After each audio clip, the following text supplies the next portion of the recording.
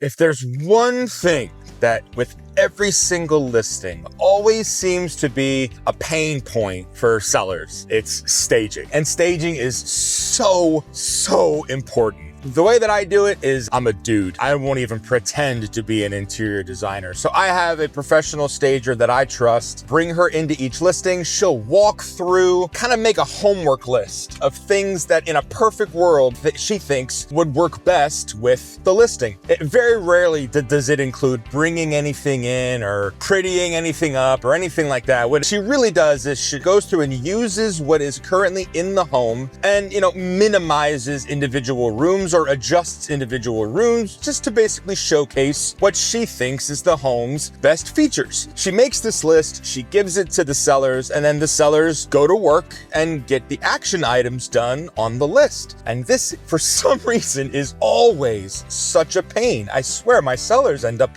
hating me in the middle of this process. And it's mostly a lot of declutter, but in some instances, she'll recommend that we move a couple of pieces of furniture out or adjust a couple of pieces of furniture in a room. Kind of little things, but when you go room by room like that, it kind of adds up. A lot of things get put in closets. Garages tend to get maximized. And for some reason, it's always the guy sellers who just really hate this process. And in fact, I'm actually headed to a listing right now that I'm taking live next week. He's a bachelor. He lives by himself. And it's really early in the morning right now, and I'm a little nervous that he hasn't really taken the homework list seriously, and my photographer is going to show up, and it's just going to be a disaster. So I'm actually headed there a little early right now to make sure that it's all good. But it's so important. We're trying to depersonalize the house. Okay, we're trying to maximize the space. We're trying to give potential buyers the ability to look at the home, see the main features, and then have the opportunity to put their stuff